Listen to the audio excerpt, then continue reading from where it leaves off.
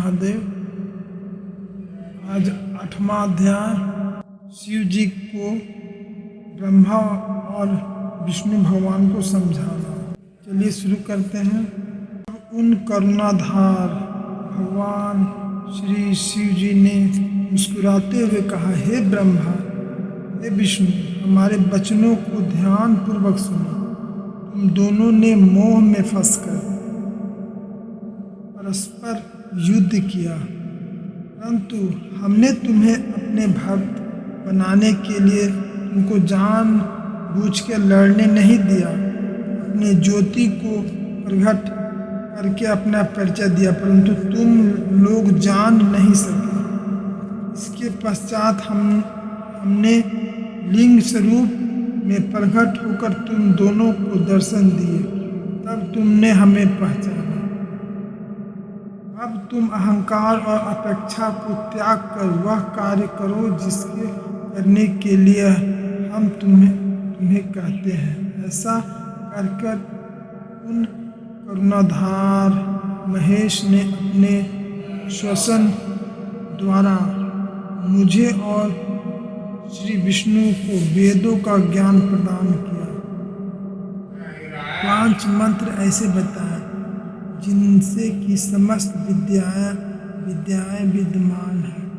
पहले हमें पुराणों की शिक्षा दी, जिसके अक्षर वेद कहे जाते हैं। इसके पश्चात उन्हें वेदों की माता गायत्री का व्याख्यान किए, जिसमें कि 24 अक्षर वेद कहे जाते हैं। इसके पश्चात उन्होंने मृत्युंजय की शिक्षा दी।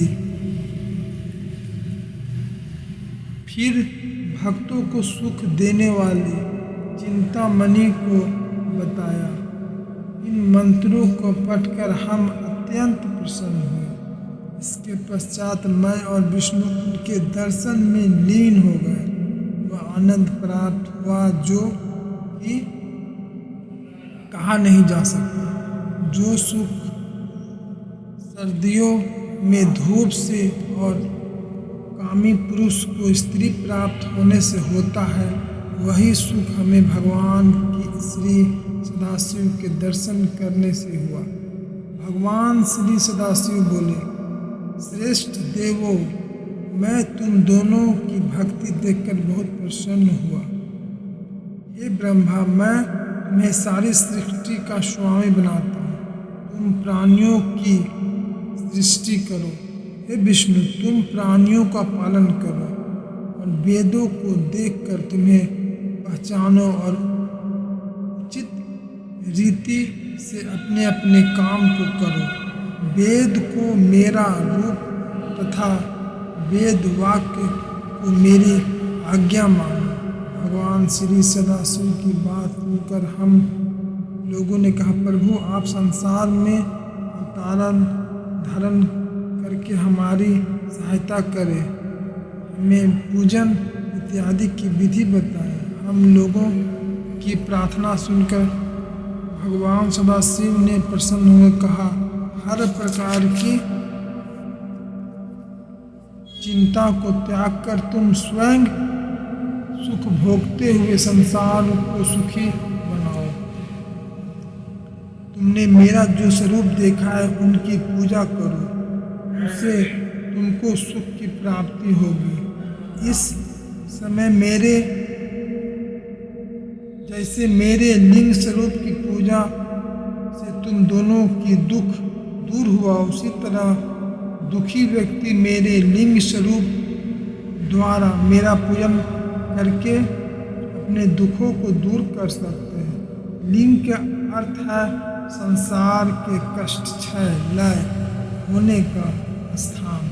जब भी तुम्हें किसी तरह की कष्ट हो, तुम मेरे इस लिंग स्वरूप की पूजा करना। समय आने पर मैं भी इस संसार में प्रकट होऊंगा।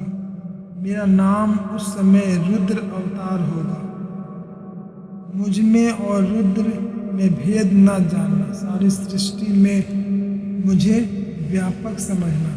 कोई भी वस्तु मुझसे पृथक नहीं है। इसके पश्चात भगवान श्री सदाशिव ने उन गुप्त वेदों को भी हम पर प्रकट कर दिया जो वेदों में थी नहीं मिलता। उन्होंने कहा, मैं सनातन शिवरूप मूलभूत सत्य ज्ञान और अनंत हूँ।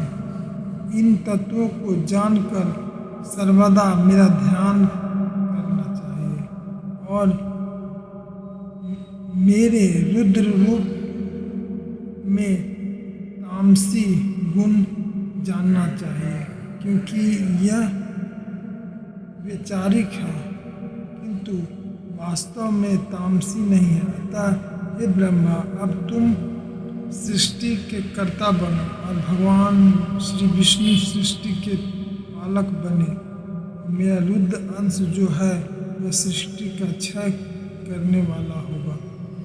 यह जो उमा नाम वाली परमेश्वरी प्राकृतिक है, उसी की शक्ति भगवान श्री विष्णु को लक्ष्मी और ब्रह्मा को वाग्देवी अर्थात सरस्वती के रूप में प्राप्त होगी। उमा स्वयं प्रकट होकर महादेव को अपनाएगी। तीनों देव अपनी शक्तियों सहित मेरा पूजन करेंगे। मैं सबको चिंताओं से मुक्त कर दूंगा। अब तुम इन तीनों देवियों के आयुबल को सुन लो। ब्रह्मा का दिन 4000 युग का होता है। इसी क्रम में रात को भी समझो। इस दिन का 1 महीना और 12 महीने का 1 साल। इस प्रमाण से ब्रह्मा जी की आयु 100 वर्ष की होगी और श्री ब्रह्मा जी 1 वर्ष भगवान श्री विष्णु का 1 दिन कहलाएगा और वह इसी प्रमाण से 100 वर्ष तक जिएंगे। तब विष्णु का 1 वर्ष रूप के 1 दिन के बराबर होगा और इसी क्रम में वह भी एक वर्ष तक स्थित रहेंगे। जब मेरे भगवान श्री सदाशिव के मुख से एक श्वास उत्पन्न होता है, जिसमें कि उनके 21,000 के 100 दिन रात होते हैं, उसके 6 श्वास और निश्वास का 1 पल 60 पल की 1 घड़ी और 60 घड़ी की 1 दिन रात होती है। ऐसी श्री सदाशिव जी के उच्छ्वास निश्वास अर्थात भीतर बाहर श्वास लेने की संख्या नहीं है। इसी कारण शिव का उत्थान अच्छा है। ऐसा कहकर भगवान श्री सदाशिव जी ने हमारे सिरों पे हाथ फेरा और अंतर्ध्यान हो गया। ये 8वां अध्याय समाप्त हो गया। अब शिव पुराण की रुद्र संहिता का दूसरा खंड शुरू होता है।